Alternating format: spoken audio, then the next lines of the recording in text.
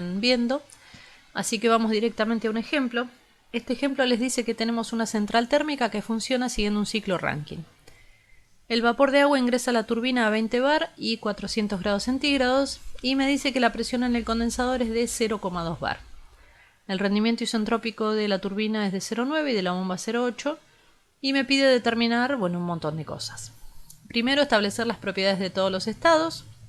Es decir, yo en este punto tendría que especificar cuál es la presión, cuál es la entalpía y cuál es la entropía de cada uno de los puntos.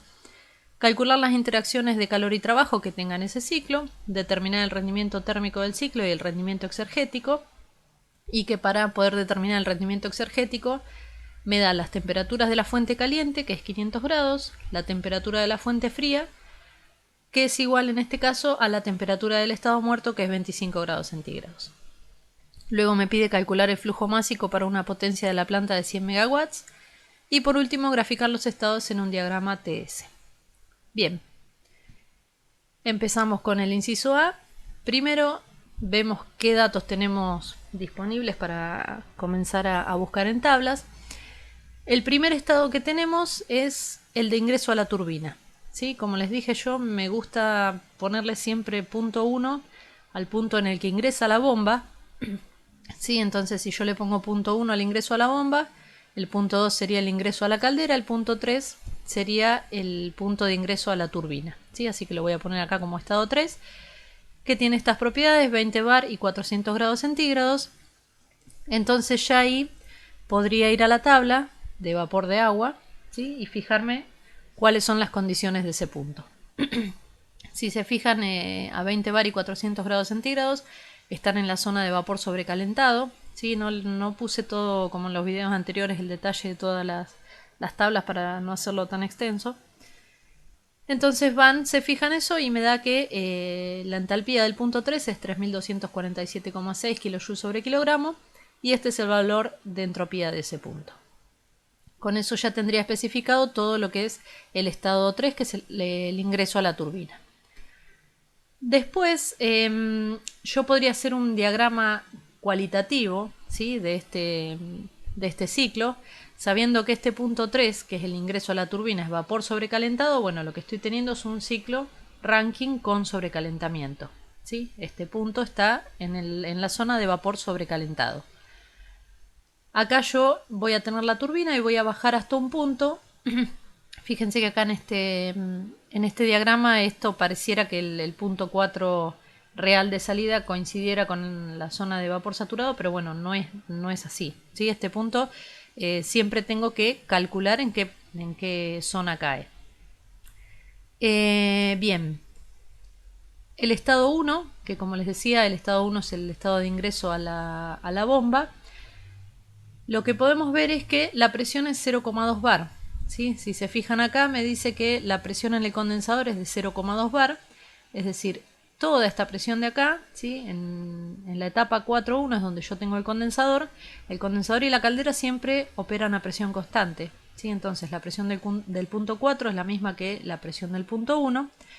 Entonces, sabiendo que en la bomba siempre ingresa líquido saturado, sabiendo la presión, puedo ir a las tablas y fijarme ya cuál es la entalpía y cuál es la entropía de ese punto. ¿Sí? Anoto todos esos datos, ¿sí? Y además voy a anotar la temperatura y volumen específico de este punto de ingreso, porque los voy a necesitar más adelante, como van a ver cuando planteemos primer principio.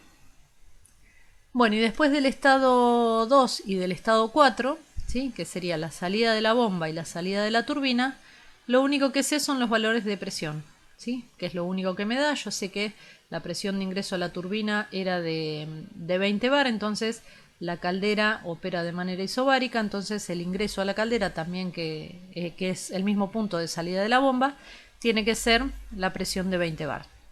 Y como les decía, el estado 4, la presión es 0,2 bar. Bien, sabiendo eso, eso es lo único que puedo sacar de tabla. Entonces lo que vamos a hacer es plantear primer principio la etapa de 1-2, que es donde estoy teniendo la bomba. Si planteamos primer principio para este sistema abierto, no tengo las contribuciones de energía cinética y potencial, así que ya las saqué de acá de este balance. y tampoco tengo transferencia de calor, ¿sí?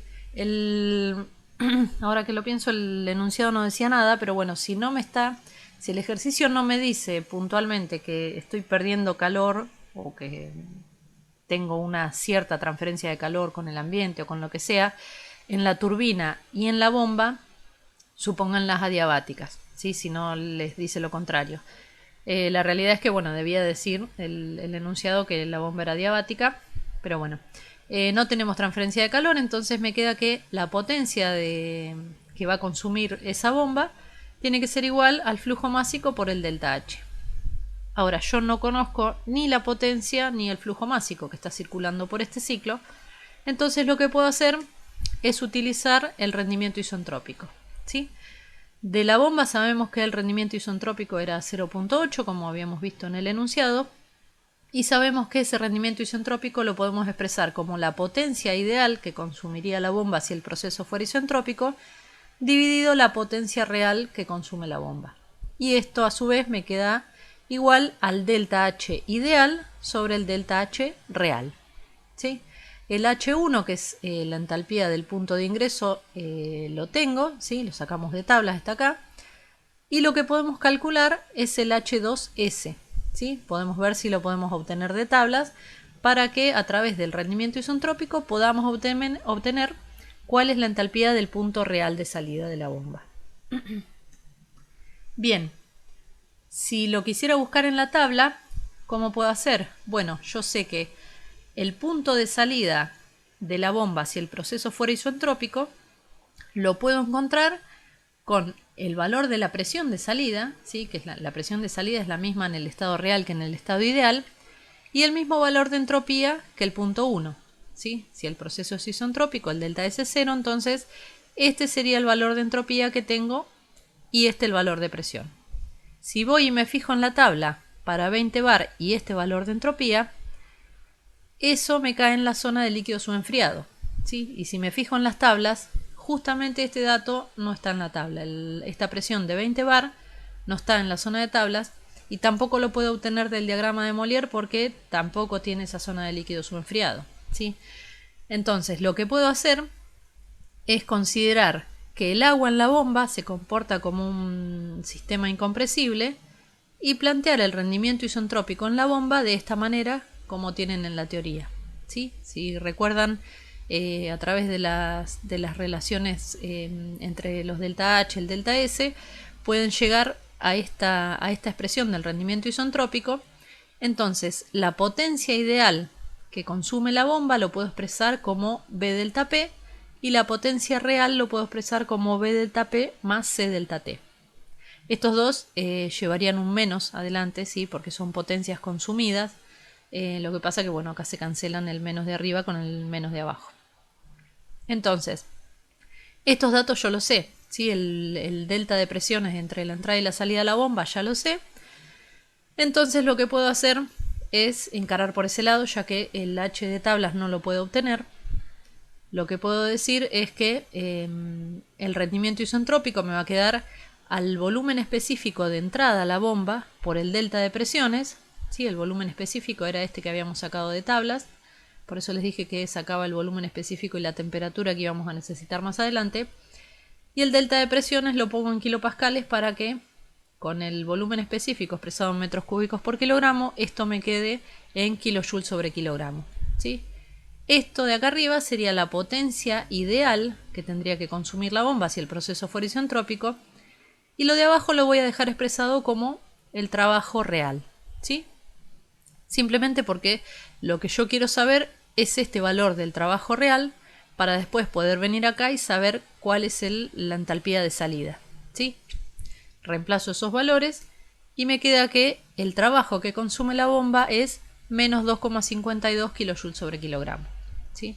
Recuerden lo que les decía hace un ratito, esto lleva un menos y esto lleva otro menos, entonces esta potencia de la bomba es negativa porque es una potencia consumida, ¿sí?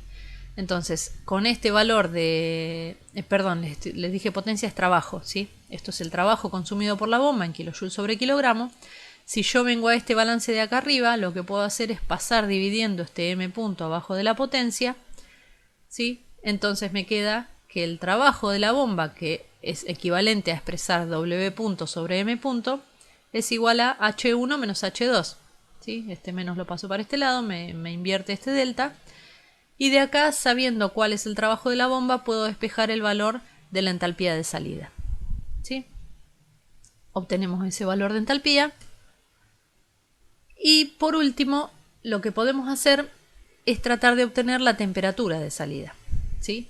Si ustedes se fijan acá, el trabajo real de la bomba lo podemos expresar como B delta P más C delta T. ¿Sí? Eso con un menos siempre. Entonces, el volumen específico de entrada a la bomba lo tengo, el delta de presiones lo tengo, ya sé cuánto es ese trabajo de la bomba porque lo calculamos recién, y tengo también el C, que es el calor específico del agua, que bueno, no lo anoté acá, pero es 4,18 kJ sobre kilogramo Kelvin, y tengo la temperatura de ingreso a la bomba. A partir de esta ecuación yo puedo despejar cuál es la temperatura de salida de la bomba. ¿Sí? Ahora, ¿por qué necesitaría esta temperatura de salida? Bueno, porque como vimos, el estado de salida de la bomba yo no lo puedo obtener de tablas, ¿sí? Entonces necesito tener una forma para poder calcular cuál es el delta de entropía de esta bomba, ¿sí?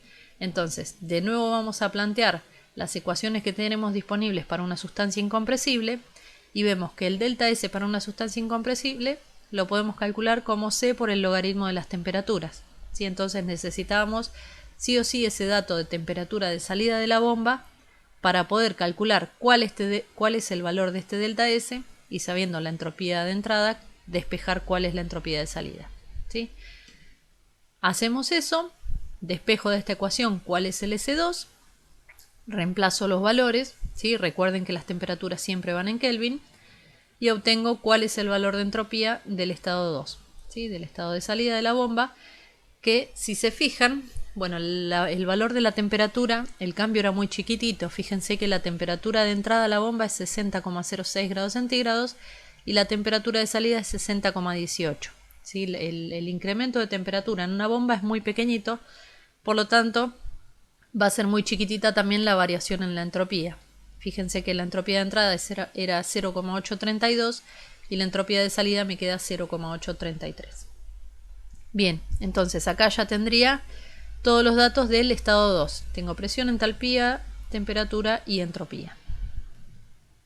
Ahora tendría que pasar a la etapa 3-4, que es donde tengo la turbina, ¿sí? Para poder conocer cuáles son los datos de salida de la turbina. Planteo primer principio para esta etapa, ¿sí? De la misma manera que hicimos con la bomba. Planteo primer principio, no voy a tener de nuevo esta transferencia de calor porque es una turbina diabática.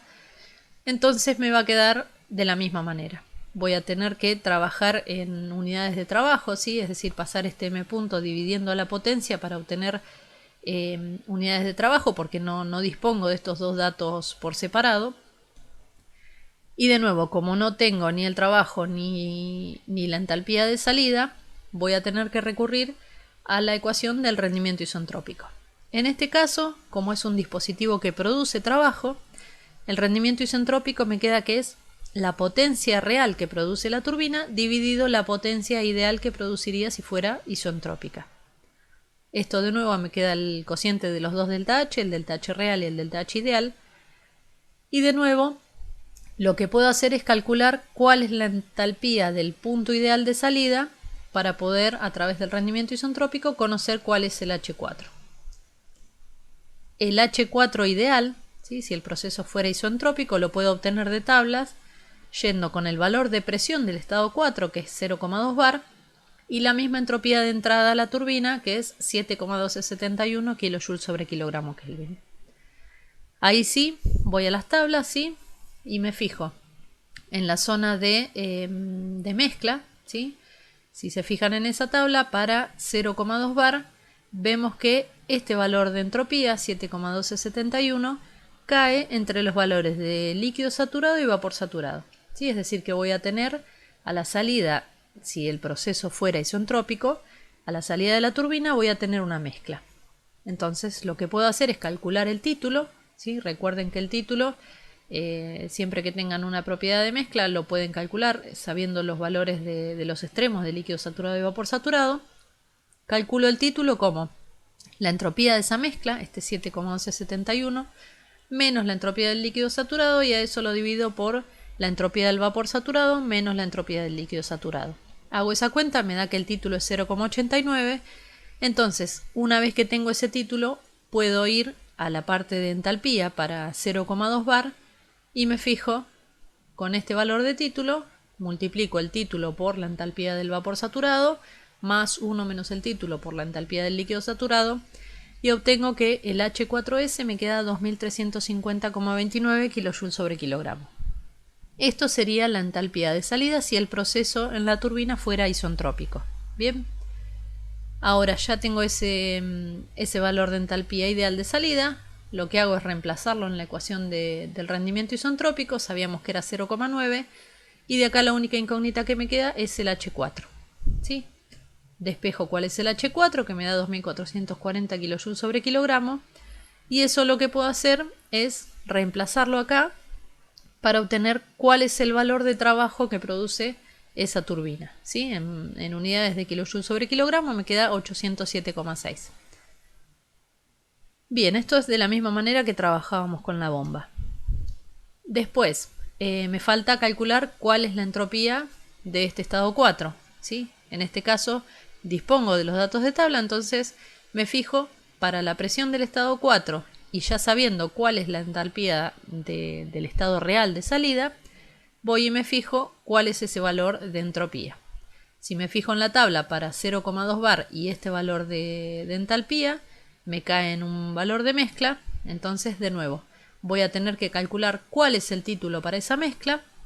Si se fijan, los datos de líquido saturado son estos, es 2,51,4 kJ sobre kilogramo, y la entalpía del vapor saturado es 2609,7. Hago esta cuenta, me da que el título para el estado real de salida es 0,93 y con ese 0,93 calculo cuál es el valor de la entropía de salida. ¿Sí? Y me da 7,4131 kJ sobre kilogramo Kelvin. Este era el último dato que me faltaba, entonces para el estado 4 tengo presión, entalpía, entropía, y la temperatura, como es una mezcla, es la temperatura de saturación que tengo ahí en la tabla, así que ya tendría todos los estados establecidos. ¿Sí? Bien, ya cumplimos con el inciso A. Pasamos al inciso B, que me pide calcular todas las interacciones de calor y trabajo. Bueno, recién las interacciones de trabajo ya las tuvimos que calcular, ¿sí? Calculamos cuál es el trabajo de la bomba y cuál es el trabajo de la turbina. Ahora lo que nos faltaría sería calcular cuál es el trabajo que yo le tengo que entregar acá para para obtener este vapor sobrecalentado, ¿sí? Que vamos a llamarle Q caliente, y cuál es el calor que libera acá en el condensador, que le vamos a llamar Q frío. Bien, para saber cuál es este Q caliente vamos a plantear primer principio en esta etapa 2.3, que es la etapa donde está la caldera, ¿sí? No voy a tener trabajo porque es simplemente un intercambiador de calor. Entonces me va a quedar que el Q punto caliente tiene que ser igual al M punto por el delta H. De nuevo, este M punto no lo tengo, este Q no lo tengo, entonces trabajo en unidades de kilojoule sobre kilogramo, paso el M punto dividiendo y me queda que el Q punto sobre M punto es de 2997,7 kilojoule sobre kilogramo. ¿Sí? Ese sería el valor del calor que yo le tengo que entregar por cada kilogramo de agua que está circulando por este ciclo. De la misma manera planteo en el condensador, que es la etapa 4.1, planteo primer principio y me va a quedar que el Q frío menos el trabajo, de nuevo, trabajo no voy a tener, es igual a M punto por el delta H. Hago la misma cuenta y me queda que el valor del calor que libera en esta etapa es menos 2188,6 kJ sobre kilogramo. Bien, ya tenemos los dos valores de trabajo, los dos valores de calor. Pasamos al punto C. El punto C me pedía determinar el rendimiento térmico del ciclo. ¿Sí? Esto, recuerden, es un ciclo de potencia, entonces el objetivo que yo tengo en este ciclo es producir un trabajo o una potencia neta. Entonces este rendimiento térmico me va a quedar expresado como el trabajo neto sobre Q caliente. ¿Sí? Lo podría expresar como potencia neta sobre Q punto caliente si yo tuviera el valor del M punto, ¿sí? Pero en este caso, como no tengo esos valores, es equivalente trabajar en unidades de trabajo. Estos valores ya los tengo, ¿sí? El trabajo neto va a ser el trabajo que produce la turbina, que habíamos visto que era 807,6, más el trabajo en la bomba, que es un trabajo consumido, ¿sí? Entonces tiene este signo menos.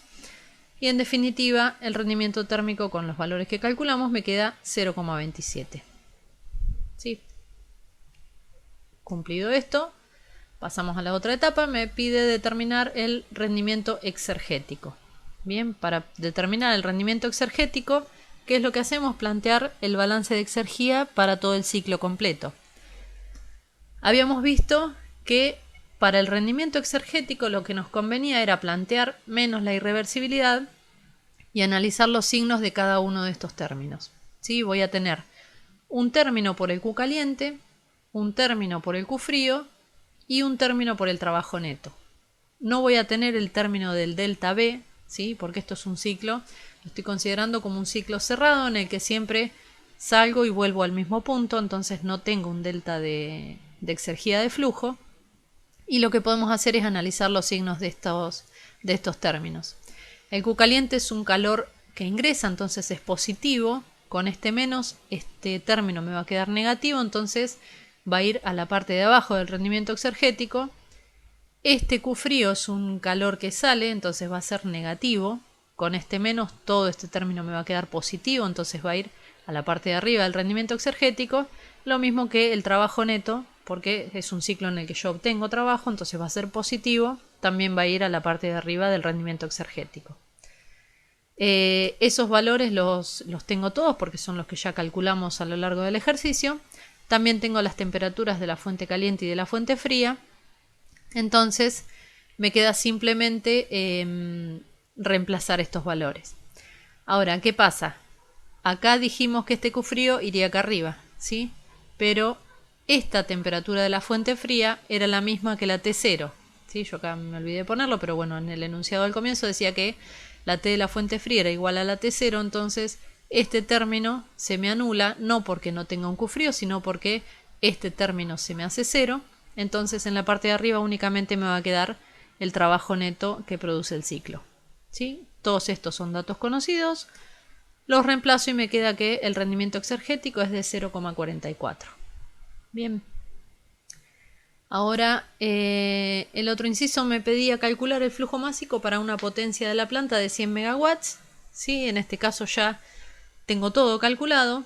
¿Sí? Ya sé que el trabajo neto de la planta es de 805,08 kJ sobre kilogramo. ¿Sí? Era el trabajo de la turbina más el trabajo de la bomba. Y ese trabajo es igual a la potencia neta que produce la planta dividido el M punto. ¿Sí? Entonces la potencia neta son estos 100 megawatts que los tengo que poner en kilowatts para poder tener consistencia de unidades con esto. ¿Sí? Y de ahí despejar cuál es el M punto para poder producir en la planta una potencia de 100 megawatts. ¿Sí? Es simplemente despejar esto. Como habrán visto, la mayor complejidad es obtener todas las propiedades de los 4 estados, ¿sí? Pero no digamos, esta guía no tiene ningún concepto nuevo a lo que venían haciendo ya. Tienen que plantear siempre, primer principio para todas las etapas, plantear los rendimientos isentrópicos en la parte de la turbina y de la bomba, y bueno, siempre prestar atención para ver de dónde pueden sacar los datos que le faltan. ¿Sí? Siempre hacer uso de el rendimiento isentrópico y los estados ideales para, a través de los estados ideales, conocer los estados reales. Y bueno, no tiene más complejidad, no tiene nada nuevo a lo que venían trabajando hasta la guía anterior. ¿Sí? Bueno, como recomendaciones finales, siempre realicen estos gráficos, porque los gráficos TS, sobre todo en la parte de ciclos de vapor, porque les ayudan por ahí a visualizar en qué punto están parados del ciclo y ver cuál es el dispositivo que están analizando. Calcular todas las propiedades de los estados, ¿sí? Siempre que encuentren un punto anoten todos los valores, porque por ahí después tienen que volver a las tablas de nuevo. Siempre el rendimiento térmico, como es un ciclo de potencia, va a ser el trabajo o la potencia sobre el Q caliente. Esto, siempre que tengan los rendimientos isentrópicos, los ciclos no van a ser ideales, ¿sí? Si me da un valor de rendimiento isentrópico, no pueden decir simplemente que el delta S es 0 y listo, quedarse con que ese es el estado de salida, sino que siempre tienen que utilizar ese estado ideal de salida para poder conocer cuál es el estado real a través del rendimiento isentrópico, ¿sí? O al revés, conociendo el estado real, quizás les pida determinar el rendimiento isentrópico, ¿sí? Pero sí, siempre que tengan rendimiento van a tener dos estados de salida, o el ideal y el real. Y después recordar siempre que la generación de entropía y la irreversibilidad son valores positivos, ¿sí? No les pueden dar negativos. Si les da negativo es que ese proceso es imposible, ¿sí? Entonces probablemente el ejercicio les pregunte, ¿puede darse este proceso o no? ¿Sí? Entonces si les da negativo, ustedes lo que tienen que poner es que ese proceso es imposible, ¿sí? Siempre recuérdenlo a eso. Bueno, más nada por esta guía. Son pocos los ejercicios que tienen para resolver para el tercer parcial y son todos medio similares, así que bueno, espero que no tengan mayores inconvenientes. Bueno, que tengan buena suerte y nos vemos la próxima clase.